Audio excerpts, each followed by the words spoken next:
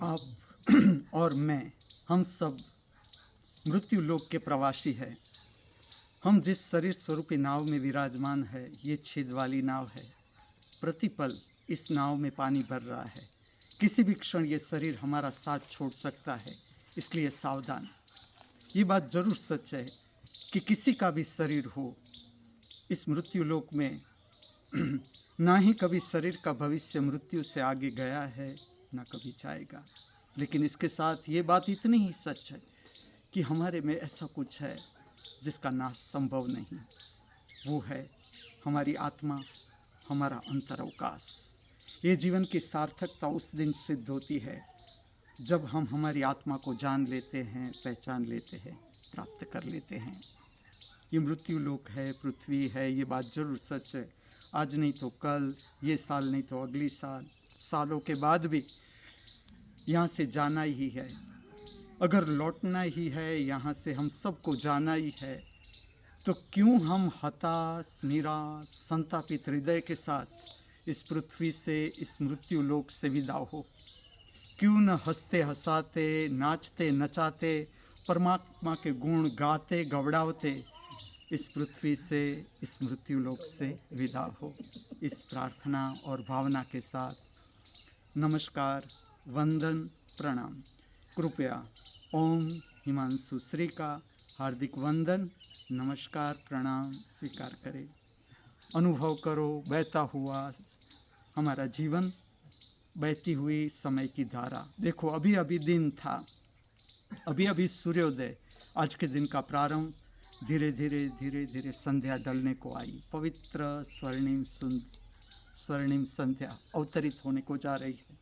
आप सब का सप्रेम स्वागत है, सहृदय स्वागत है सांध्य समय की पवित्र प्रक्रिया, नृत्य सुदर्शनम प्रक्रिया में, जो आज मैं इस नृत्य मंदिर की शकुंतला पुष्प वाटिका में प्रकट करने को जा रहा हूँ।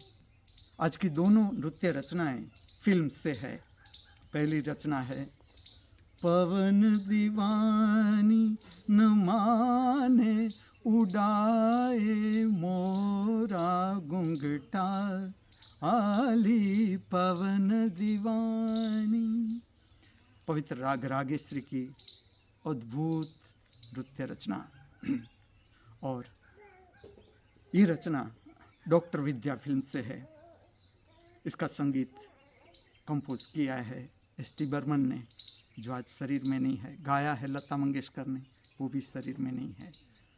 दूसरी रचना है बाकड़ बम बम बम बम बाजे डमरू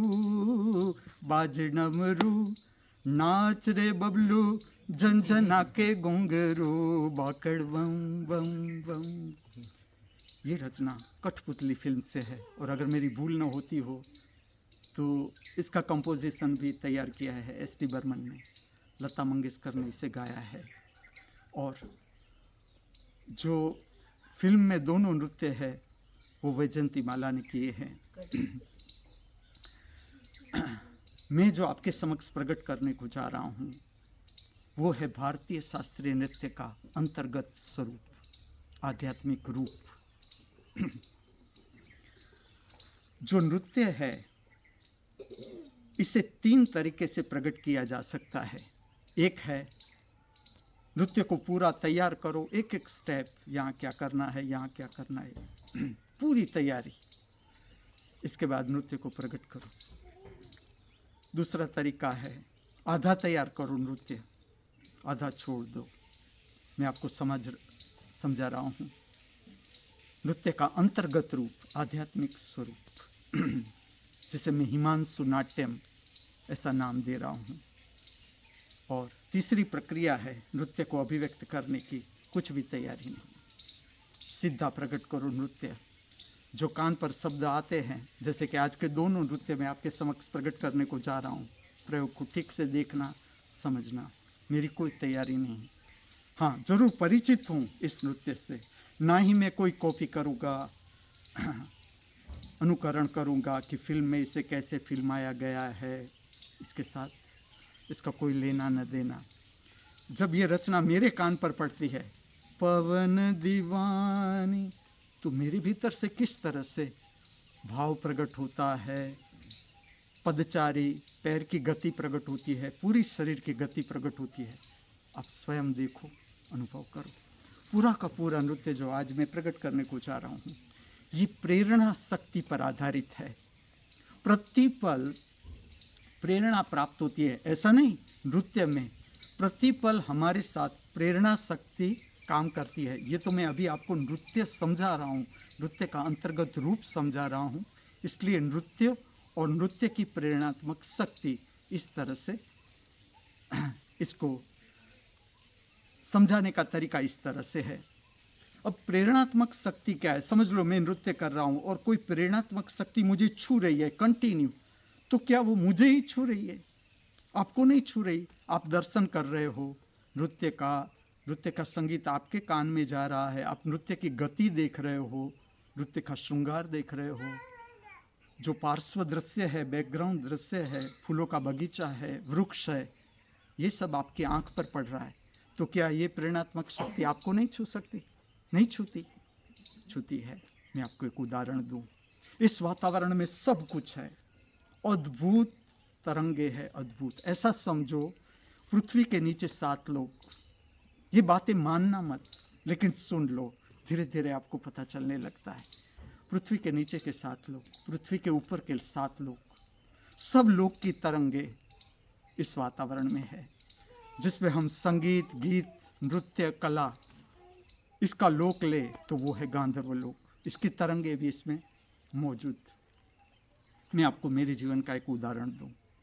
मैं 8th स्टैंडर्ड में था और हमारे घर में मेरे जो बड़े भाई थे वो भी रचनाओं को स्वरबद्ध करते थे, कंपोज करते थे, ऐसा वातावरण था घर में।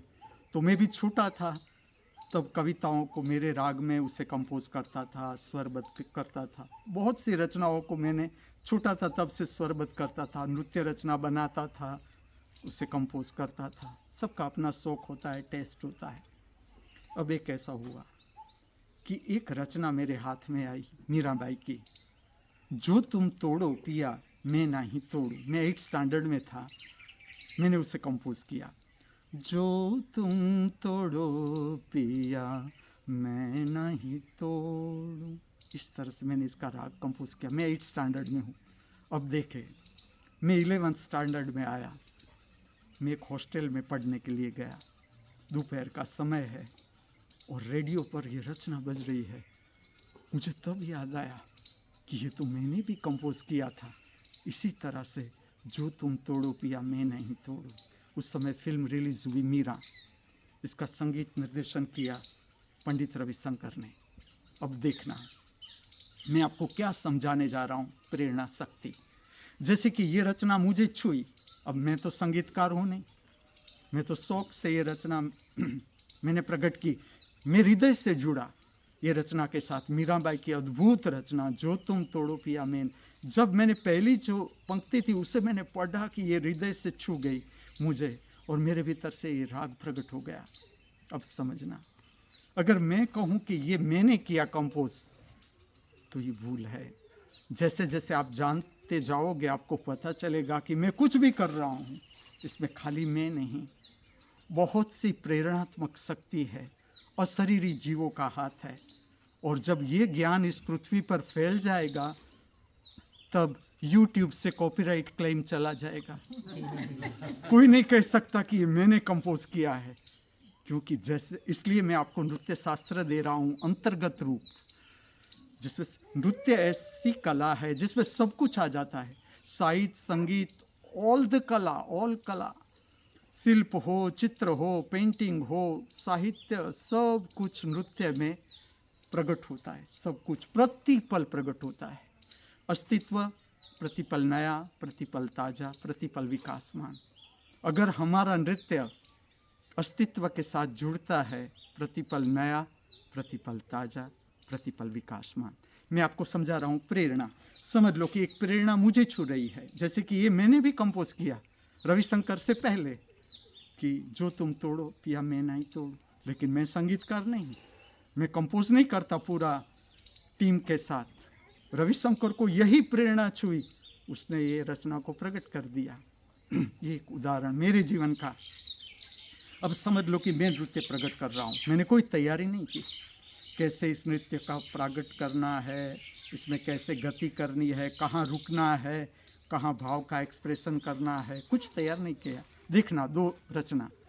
और प्रतिपल मैं प्रेरणा शक्ति की मदद लूँगा। प्रतिपल इसमें आप भी आ जाते हो जो यहाँ मौजूद है, क्योंकि आपके पास जब ये वीडियो आएगा तब लेट होगा, क्योंकि मेरा नृत्य पूरा हो जाएगा उसके बाद आपके पास पहुँचेगा। लेकिन जो दर्शनार्थी है, मेरे शिष्य बैठे हैं, वो मेरे नृत्य का दर्शन करते हैं, तो उसके भीतर से पता नहीं चलता, उसे भी पता नहीं चलता, वो मेरे नृत्य की गति का दर्शन करते हैं, श्रृंगार दर्शन करते हैं, उसके हृदय से भी प्रेरणा छूती है मेरे हृदय को, और उसका भी प्रागट्य होता है। पता नहीं चलता, इतना सूक्ष्म होता है, लेकिन होता है। इस तरह से नृत्य प्रकट होता है। अबाउट श्रृंगार। आज का श्रृंगार भी आप देखोगे तो मैंने स्त्रैण श्रृंगार धारण किया है। उसका कारण है ये जो दोनों रचना है उसकी अभिव्यक्ति है। अगर आप ठीक से समझो तो स्त्रैण अभिव्यक्ति है। और अगर आप देखोगे तो श्रृंगार इस तरह से है। मेरी दाढ़ी मूछ है, वो मैंने काटी नहीं, सफ़ेद उम्र, जीवन का सत्य जैसा भी है। और ख़ास करके जो हिमांशु नाट्यम है उसमें ये पार्ट है आँख, उस पर कोई मेकअप नहीं, और इसके नीचे का चेहरा, इस पर कोई मेकअप नहीं। ठीक से देखना, मेरी कोई भी स्त्रैण अभिव्यक्ति हो, कोई भी ठीक से देखना कि कितनी आर्टिफिशियल चेष्टा रहती है मेरी स्त्री को अभिव्यक्त करने में। मैं जो अनुभव करता हूँ मेरे भीतर नील, जीरो, मैं कुछ भी ट्राई नहीं करता सिवाय के श्रृंगार। और इसके पीछे भी रहस्य है। जो श्रृंगार है वातावरण की ऐसी दैविक शक्ति है, उसे भी आकर्षित करता है, आमंत्रित करता है। जो पूरा शरीर है एक पूजा है श्रृंगार, कि जिस शरीर में हम रहते हैं उसके प्रति आदर का भाव। और सच में श्रृंगार देखो तो भीतर का जो प्रकाश है उसको अभिव्यक्त करने का एक तरीका है, कलात्मक तरीका। अब जब मैं स्त्रैण कोई भी भाव प्रकट करता हूँ, आप ठीक से देखना मैं कितना आर्टिफिशियल तरीके से उसे प्रकट कर रहा हूँ, जरा भी नहीं। मैं जो अनुभव कर रहा हूँ ये किस तरह से होता है, मैं आपको कहूँ कि स्त्रैण शक्ति और पुरुष शक्ति प्रतिपल हमें हमारे भीतर छूती ही रहती है। ये दोनों शक्तियों से हमारा अंतर शरीर का काम चलता है। अब जब आप भाव प्रकट करते हो, भाव स्वाभाविक रूप से भाव प्रकट होता है, तो अपने आप जो स्त्रैण शक्ति है उसकी आभा शरीर पर आती है अपने आप। तुम्हें कुछ नहीं करना पड़ता, कुछ भी नहीं कर, कोई भी चेष्टा नहीं, कोई भी निकृष्ट चेष्टा भी नहीं स्त्री को अभिव्यक्त करने की, कुछ भी नहीं। उसकी जो पवित्रता है, लावण्य है, शुद्धता है, उसको अभिव्यक्त किया जाता है कि मैं कितना उठा सकता हूँ, मैं कितनी पवित्रता अभिव्यक्त कर सकता हूँ मेरे श्रृंगार के माध्यम से, या मेरी पदचारी के माध्यम से, या मुद्रा के माध्यम से। ठीक से अनुभव करना। इसलिए जब मैं आपके सामने स्पीच दे रहा हूँ, स्पीच स्त्रैण श्रृंगार में ही दे रहा हूँ, ठीक से आप देखना मेरा ये श्रृंगार, ये प्रथम चरण। अब मैं दो नृत्य आपके समक्ष प्रकट करूँगा। जो यहाँ दर्शनार्थी बैठे हैं, मेरे शिष्य दर्शन कर रहे हैं, ये भी देखना ठीक से। अभी मैं स्पीच दे रहा हूँ और स्त्रैण श्रृंगार। इसके बाद मैं दो नृत्य प्रकट करूँगा। पहले नृत्य में मेरा स्वरूप ठीक से अनुभव करो, जो स्वरूप प्रकट हो रहा है मेरे शरीर के माध्यम से आप अनुभव करो। फिर मैं सेकंड नृत्य प्रकट करूँगा। ठीक से देखो मेरी आभा और जो स्वरूप प्रकट हो रहा है मेरे शरीर के माध्यम से। और जब नृत्य समाप्त हो जाता है इस तरह से आप पूरा दर्शन करो। तो ये अपने आप प्रकट होता है। यहाँ तक कि अगर आप मेरा कोई भी यूट्यूब पर मेरे सारे एक्सपेरिमेंट जो है, नृत्य पूजा है, नृत्य सुदर्शनम प्रक्रिया है, जितने भी अवेलेबल है, आप ठीक से अगर आपको स्टडी करना है आप उसका स्टडी करें। स्त्रैण श्रृंगार में मेरी कोई भी चेष्टा, जिसे हम कहें कि प्रयत्न, वो नहीं रहता, स्वाभाविक रूप से ही प्रकट होती है ये शक्ति। और मैं आपको खास कहूँ, जो स्त्रैण स्वरूप में लेता हूँ, जैसे कि देवी का रूप है या कोई स्त्री का रूप है, नायिका का रूप है, इसमें आर्टिफिशियल स्तन नहीं लगाए जाते हिमांशु नाट्यम में, या ब्रेस्ट लगाई नहीं जाती छाती पर, क्योंकि जो छाती है जो छाती की 2 निपल है वो भाव शक्ति के 2 पोल है, भाव शक्ति बहने के 2 पोल है। अगर मैं आपको प्रश्न पूछूं कि स्त्री शरीर में स्तन है, हम समझ सकते हैं कि वो स्तनपान कराती है, जब वो माँ बनती है तो बच्चे को स्तनपान भी कराती है। पुरुष में क्यों है ये स्तन? चलो क्या कारण है इसका मैं आपको बताऊं। जो भाव शक्ति है उसको बहने के लिए 2 पोल चाहिए, या तो आप उसे कहो चंद्र पोल और सूर्य पोल, या उससे आप कहो स्त्री पोल और पुरुष पोल। इस तरह से दोनों जब निपल होती है तब ही भाव की शक्ति बहती है। तो इसमें आर्टिफिशियल ब्रेस्ट अगर उपयोग किया जाए तो जो हृदय चक्र से नॉर्मल शक्ति बहती है भाव की, समझ लो मेकअप का उपयोग किया तो जो सूक्ष्म भाव प्रकट होते हैं मुख से वो दब जाते हैं मेकअप के कारण। ठीक से आज की दोनों रचनाओं का ठीक से दर्शन करें, अनुभूति करें। इस जगत के सर्व कलाकारों के भीतर बहती हुई कला की दिव्य शक्ति को हार्दिक वंदन करते हुए, प्रणाम करते हुए, हमारे सब के भीतर उपस्थित दृष्टा स्वरूप परमात्मा के चरणों में हार्दिक वंदन अर्पण करते हुए आप सबको ले चलता हूँ सांध्य समय की पवित्र प्रक्रिया नृत्य सुदर्शनम प्रक्रिया की ओर।